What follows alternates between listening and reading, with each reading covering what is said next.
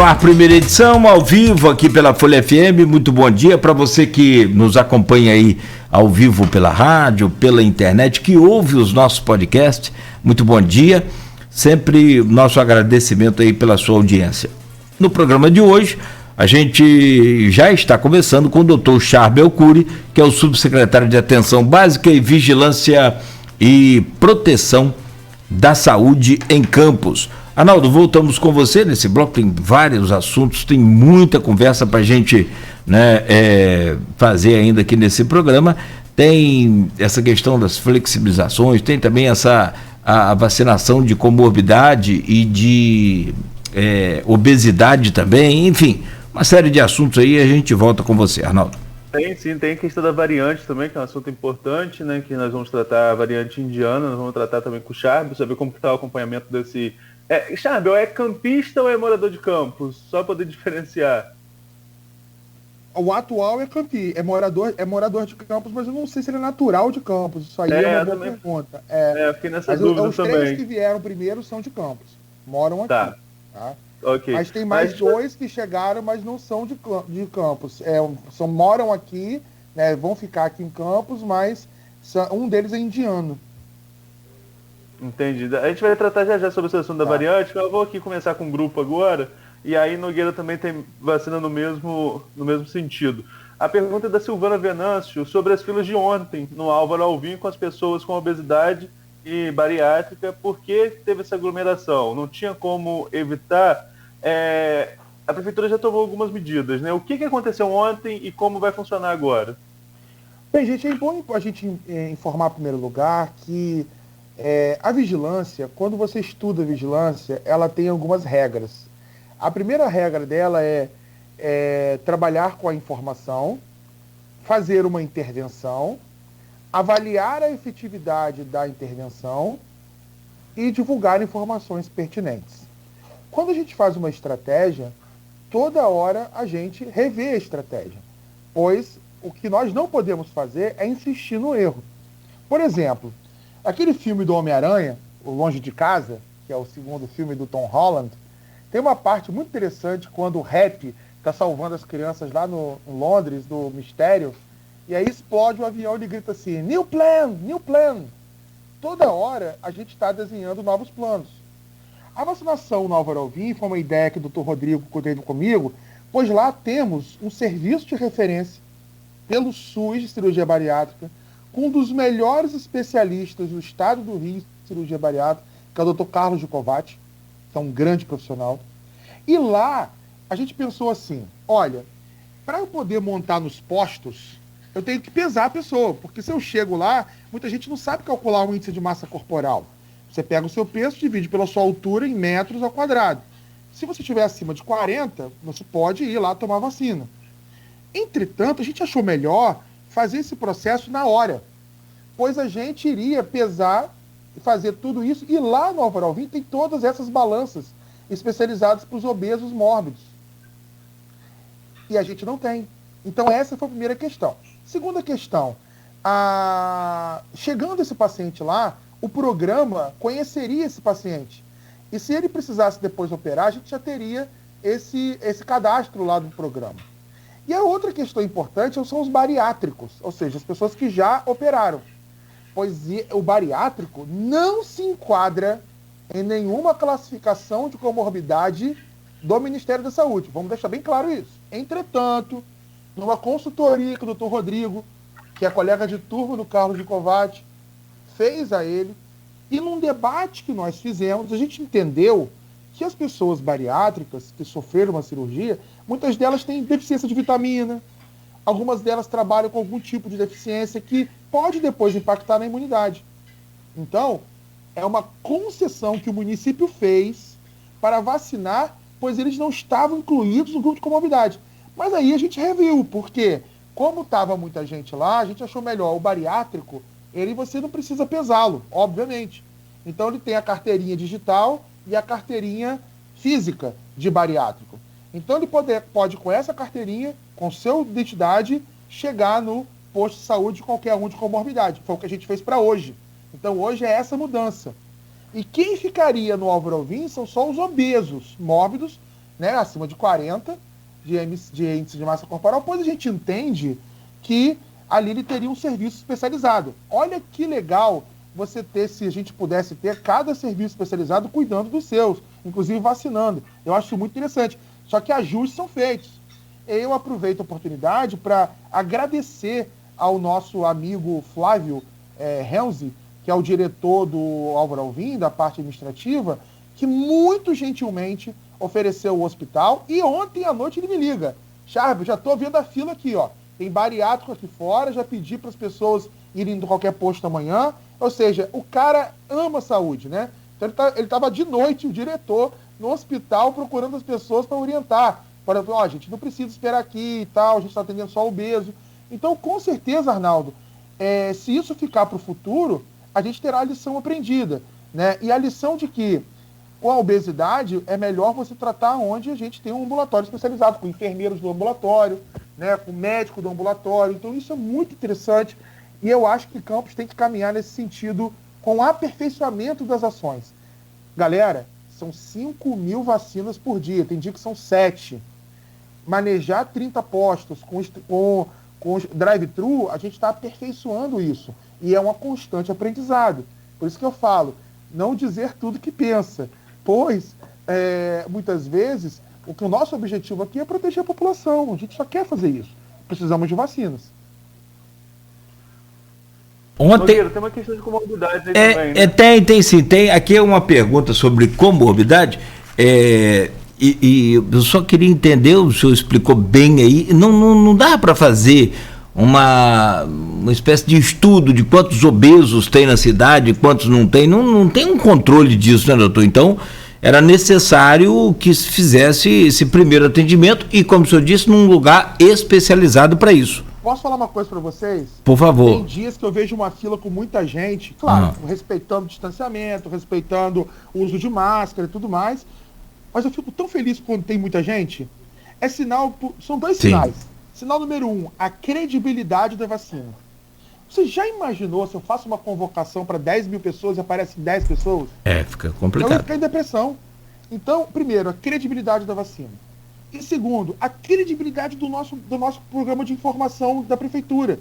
Todo domingo a gente faz live. É uma live assim, é quase o programa do Silvio Santos, 6 horas da tarde. E essa live é muito explicativa para a gente dar os detalhes da semana que a gente vai fazer. E, obviamente, tudo que a gente convoca, a população comparece. A gente é muito grato à confiança e à credibilidade que a população nos dá. Aliás, você respondeu domingo na sua live que se eu não vejo porque eu quero, eu vejo porque eu sou obrigado, por causa da patroa que assiste, né? Então, mas eu vejo porque eu quero, porque vocês são espetaculares aí no que se propõe a fazer. E lá você falava sobre a questão de por que 2 dias para vacinar uma idade agora e mais um terceiro dia para repescagem. Daqui a pouco você pode comentar sobre isso também. Mas a Edilene Silva faz aqui o que Arnaldo pediu para ver aqui. Qual a idade que está sendo vacinada as pessoas com obesidade? Tem essa questão? A gente está seguindo, porque como a gente ontem que abriu, então, se a gente abrisse de 18 a 54, iam chegar a 3 mil pessoas, né? 2 mil, a gente não tem ideia. Porque a obesidade, como eu falei, é uma grandeza que é difícil você conseguir medir. Você mede por estudos transversais e tudo mais. Mas, a gente preferiu colocar na idade que está atual de comorbidade, 34 e hoje 33, para que a gente pudesse ter essa tranquilidade de não ter uma quantidade muito grande. A gente viu que foi grande. Agora, com a divisão bariátricos em todos os postos e obesos só no Álvaro Alvim, a gente vai conseguir fazer. Na verdade, eu não disse isso aqui, mas todos, como diz o Chapolin, meus movimentos são friamente calculados. Por que a gente fez? Um cadastro para tomar a segunda dose de Coronavac? Foi só para guardar nome e telefone? Não. Foi porque eu e minha mestra, Obi-Wan Kenobi, que é minha professora do Rio, que me ensinou vacina, ela e eu vamos fazer um trabalho, que a gente já começou a desenhar, para avaliar a efetividade da vacina. Quem tomou Coronavac nos 28 dias ou depois dos 28 dias. E esses cadastros são importantes para mim, pois eu vou fazer busca ativa. Além disso, o cadastro da obesidade, você já imaginou a dificuldade que seria com a atenção básica em construção, a gente saber o tamanho dos obesos? Que tal você pegar o próprio programa que faz o cálculo e ele entender o tamanho do perfil epidemiológico? Então, nada é sozinho. Eu tinha uma vizinha que dizia isso para mim. Nada vem sozinho. Realmente, tudo tem um objetivo. Entender a carga da doença na cidade. E aqui, aproveitando uma pergunta que a Hanania Monjin, que pergunta no grupo lá, eu acho muito boa a pergunta que ela me fez, que se a pessoa tem uma obesidade, mas não se enquadra como obesidade pelo MC, mas geralmente o obeso ele tem o quê? Hipertensão, ele tem diabetes, ele tem tolerância à glicose diminuída. Então, meu amigo, se você não chegou em 40 de MC, mas você tem outras comorbidades, você é vacinado pelas outras comorbidades. Esse é o ponto que eu queria deixar bem claro. Para que a gente pudesse entender que, se você não é contemplado pela obesidade mórbida, que é 40, você tem outras indicações de comorbidades também. Então, converse com o seu médico, que ele vai te falar a melhor alternativa para você tomar. Só mais umazinha sobre obesidade, Arnaldo. Tem uma questão também dessa, antes de eu trazer aqui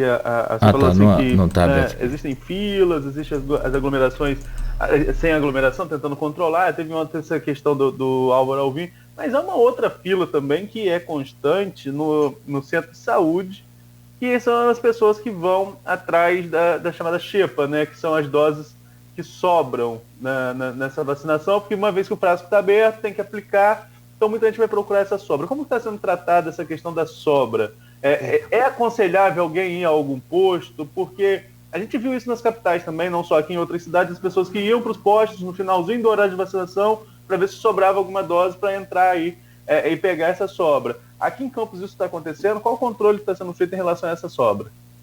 Olha, sinceramente, se é um nome que eu não quero ouvir nunca mais, é a palavra xepa. Olha, com todo respeito à dona Xepa lá, que tem um grande restaurante em Farol, né? Mas, sinceramente, isso é um motivo de dor de cabeça. Já deu briga, já deu polícia. Só que, assim, não é só em Campos, tá? Vou contar uma história de outro município. Um senhor me contou uma história que eu gostei muito da história, que foi a seguinte. Numa fila no município da região dos Lagos, estavam 5 pessoas para tomar vacina da Xepa. Porque o critério, o Ministério da Saúde definiu já. Isso está escrito em todos os manuais técnicos, inclusive o atual aqui agora, ele está escrito bem claramente, eu posso ler para você. Considerando... aqui, ó. Contudo, ao final do prazo de abertura do frasco multidose, que é de 6 horas para a vacina AstraZeneca, que vem com 10 doses, que é importada, e de 48 horas para a vacina AstraZeneca nacional, e Coronavac são 8 horas, em situações onde haja risco de perda da oportunidade de vacinar, ou seja, jogar a vacina no lixo, a equipe deverá ofertar a dose criteriosamente aos indivíduos que estiverem aptos dentro dos grupos elencados pelo Ministério da Vacinação, seguindo as recomendações do informe. Ou seja, nós estamos numa campanha em que, no meio da vacinação, acabou aquele horário ali e sobraram algumas doses, por exemplo, da vacina AstraZeneca nacional, que tem que consumir, importada, que tem que consumir logo. Ou Coronavac, que nem tem faltando mais, né? Mas quando sobrava também era assim. Então, o que a gente faz? A gente cadastra pessoas que vão na fila, fala assim, olha, eu sou comorbidade, mas minha idade é semana que vem. Então, tá bom. Então, a gente vai usando os critérios, que já foram idosos. E a história da região dos Lagos é a seguinte, você tem uma fila, um idoso de 90 anos, e um de 70 cadeirante. Quem tem privilégio na fila? Meu microfone ficou aberto, vazou aqui, que eu estava tentando achar também, Arnaldo, você me permite voltar rapidamente ao assunto da comorbidade?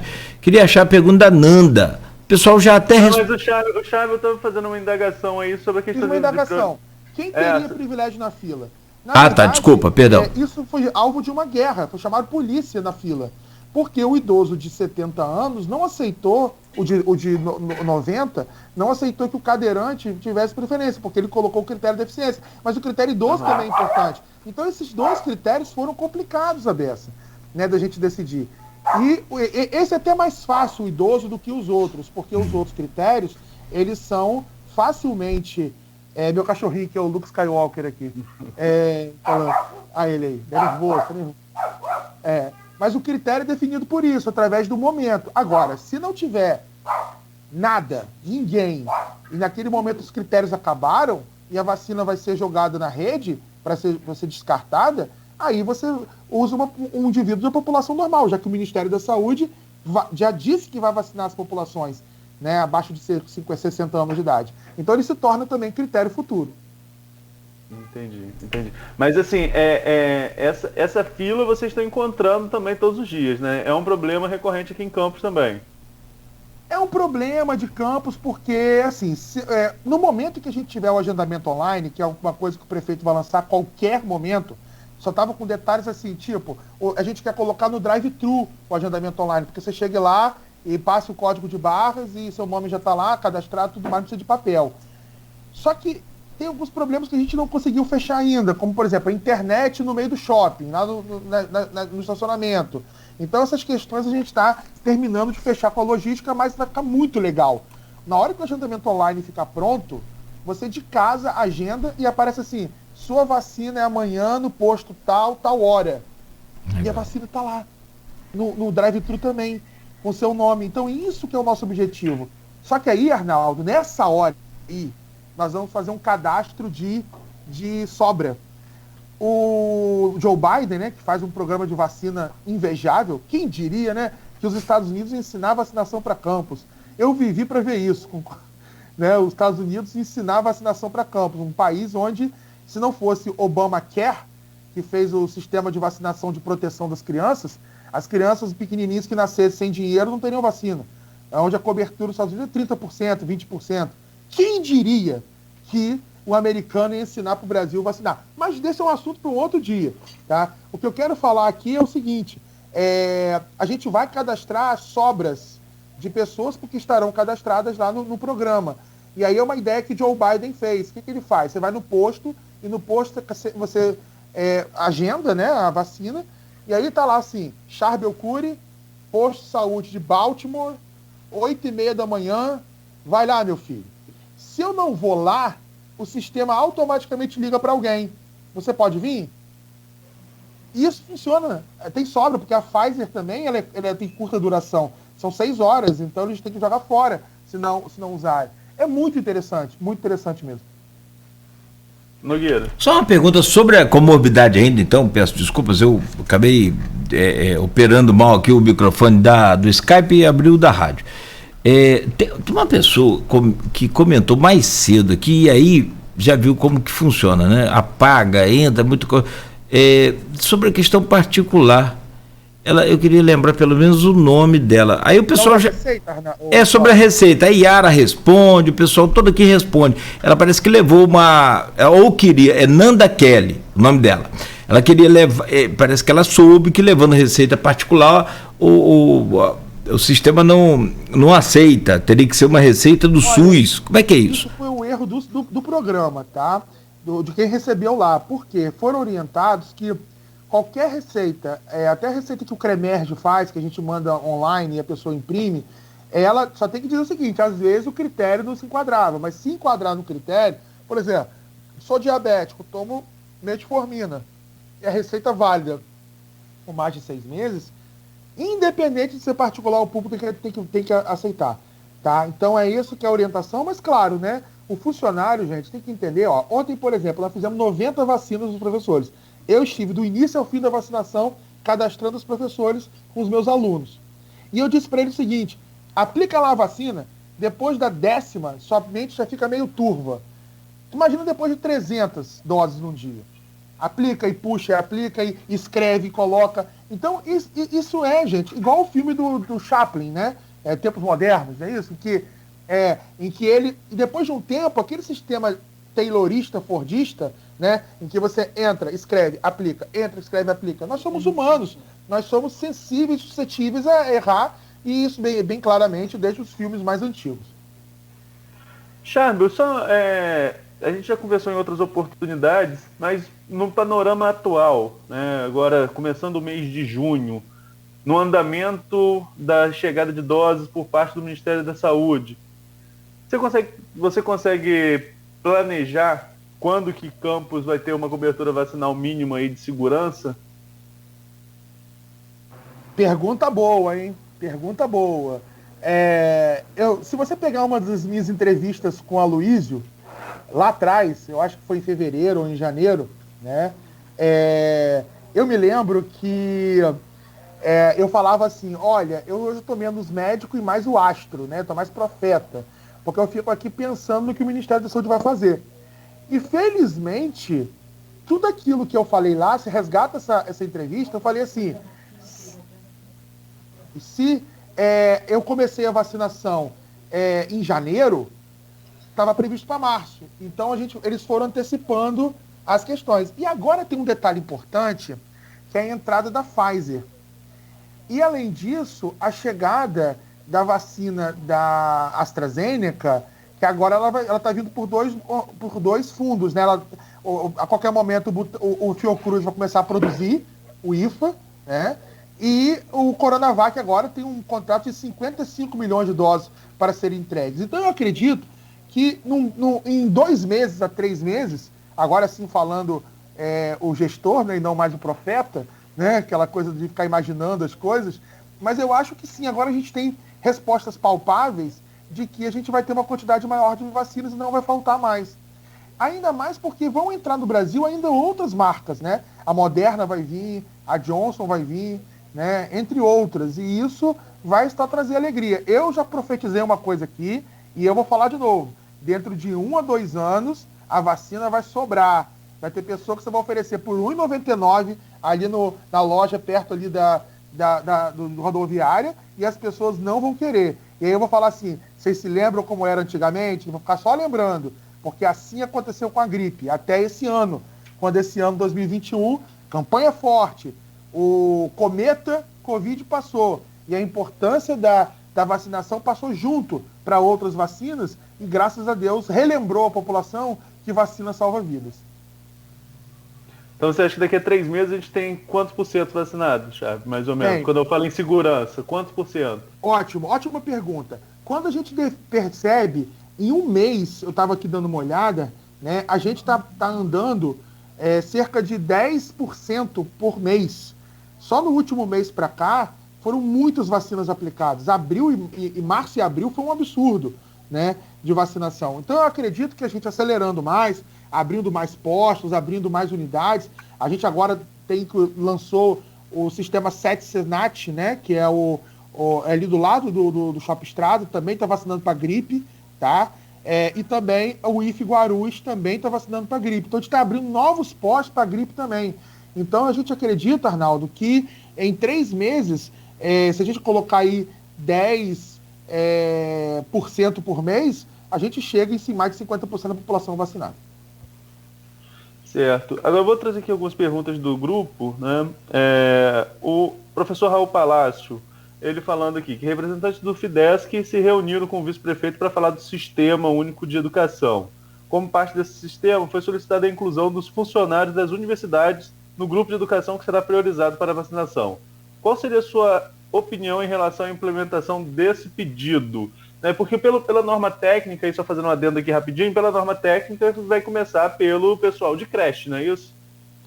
A norma técnica que o Ministério da Saúde mandou para a gente, de 31 de maio, que fala sobre os grupos a serem vacinados, eles estão descritos assim, são 20 grupos, sendo que os últimos aqui, trabalhadores do ensino básico.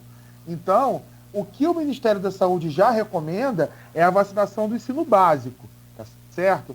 E aí eu acredito, e o professor Raul, uma pessoa por quem eu tenho grande respeito, carinho, admiração, que nos lugares em que eu tenho uma faculdade participando dos processos de vacinação, as pessoas ali estão sendo vacinadas já. Isso aí é uma coisa que está muito clara e objetiva. Por exemplo, nós temos funcionários do IFE Guarulhos e IFE Centro que ficam na portaria recebendo as pessoas, que estão lá ajudando a fazer a vacinação, que estão participando do processo vacinatório. Essas pessoas que está escrito na nota técnica do Ministério são todas as pessoas envolvidas na atividade de vacinação, assim como as pessoas da UENF, que são ali alguns terceirizados e funcionários que trabalham ali na logística da vacinação, o segurança, a pessoa que está ali recebendo a população e tal, também está. O nosso objetivo agora é incluir a classe universitária, né, que são professores e tudo mais.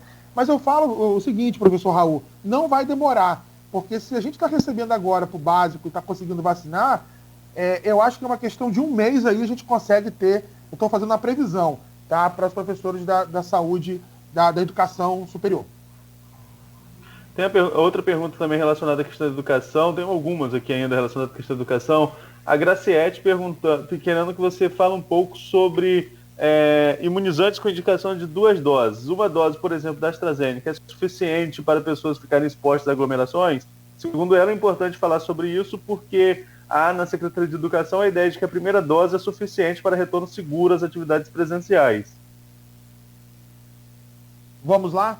Essa é muito importante. Se a gente estivesse falando da vacina Coronavac, em que a gente considera a pessoa totalmente protegida com 2 doses, os estudos que estão sendo conduzidos com a AstraZeneca mostram que a eficácia dela é maior. Ela é de cerca de 70% a 80%. Estudos feitos na Coreia e outros países que usaram a AstraZeneca colocam até um dado maior. No Reino Unido colocaram ela com 90% de eficácia.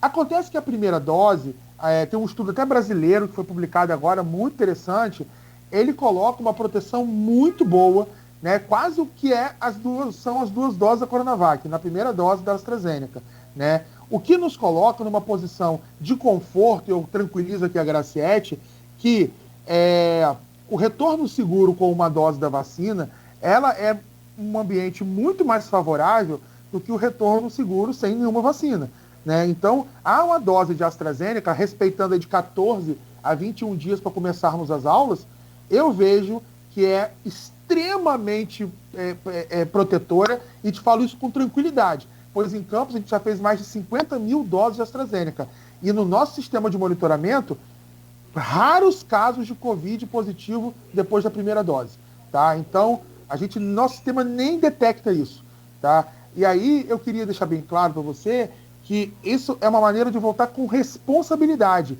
E nós estamos fazendo a segunda dose com 2 meses. E quando você bota a segunda dose, o aumento de efetividade não é tão alto. A primeira dose já dá uma proteção robusta para a AstraZeneca. Inclusive, estava se discutindo se teria só uma dose de AstraZeneca devido à sua geração de anticorpo e tal. Inclusive, isso está em debate também, tá? Se fazer uma dose única. Entretanto, eu quero deixar bem claro aqui que tudo isso aqui é feito com muita responsabilidade, né? Foi pensado, foi estudado. Tem escolas no Brasil todo que estão abrindo sem vacina, né? E você ter um mínimo de proteção, para mim, eu já considero feliz. Agora, lembrando que a vacina não é tudo, tá, galera? A vacina, o uso da máscara, né, o álcool, o rigor da escola. Aí o que vai acontecer? Vai ser mais fácil você estar exposto à doença fora da escola do que dentro da escola, que é um ambiente controlado. Fica mais fácil você pegar a doença num creche do papai, que é o nome que eu dou àquela... Não do filme, né? Mas são as pessoas que têm a crechezinha da tia, que abre uma casa lá e bota 5 crianças, onde você não tem um controle sanitário eficaz, do que se você está na escola usando o distanciamento seguro e usando a máscara e retirando só para se alimentar. Eu vejo que esse é um momento que a gente agora vai trabalhar também a retrovigilância, em que as unidades básicas terão respaldo junto com as escolas, para a gente poder testar a quem estiver positivo, né? Numa situação de sintomas. Então o sistema de retrovigilância está bem esclarecido. O Dr. Rodrigo vai colocar mais um posto de testagem na semana que vem, para a gente ter 6. Nosso objetivo são 15. Imagina, 15 unidades básicas de saúde atendendo e testando Covid. É o meu sonho, né? É o nosso objetivo. Então, só que demora, né? Porque a gente precisa de quem vai testar, é o dentista, tem que ser treinado, tem que estar com a EPI, tem que estar tudo bonitinho, o médico que vai lá atender. Eu, por exemplo, toda quarta-feira, hoje é quarta-feira, então daqui a pouquinho, 9h30 da manhã, eu vou para uma unidade básica de saúde. Ninguém sabe qual é ainda, mas eu vou com o Rodrigo lá para a unidade, a gente fica lá, a gente faz a testagem, atende as pessoas, né? E a gente vê os erros, quem precisa consertar, onde está errado, a entrada que está errada, que precisa mudar, a entrada que está certa. Então a gente precisa consertar essas questões também, são importantes. Você só consegue fazer isso trabalhando, estando lá dentro do jogo. Charles, só para concluir essa questão de educação relacionada à vacina, tem uma pergunta que você chegou até a responder, outra dele, do Hanania. Ele foi entrevistado aqui, né, Nogueira? Teve com a gente aqui sim na semana passada, presidente do Sindicato dos Pais de Alunos das Escolas Particulares, o Hanania. É Hanania. Hanania, isso, não. Desculpa. Porque diante de tantas evidências científicas de segurança no retorno das aulas em regime híbrido, O senhor subsecretário defende o retorno presencial apenas com a vacinação dos profissionais de educação. Qual a base científica para isso? Segundo ele, por que apenas campos em todo o estado defende essa forma de retorno, Chardo? Hanania, a resposta é simples. Você tem como se proteger. Você tem a opção da vacina. Você quer uma roleta russa? Ou seja, abre a escola e espera para ver se vai acontecer? A decisão é sua, jovem. Agora, o que eu não faço é roleta russa com ninguém. O profissional de saúde hoje, o profissional de educação hoje, de acordo com a revista Science, né, na última publicação, posso te mandar todas, ela bota bem claramente lá no meio. Eu falei isso no gabinete de crise, né? E a resposta é simples. Hoje, o profissional de educação que sai de casa para dar aula, ele está se tornando hoje um trabalhador de saúde.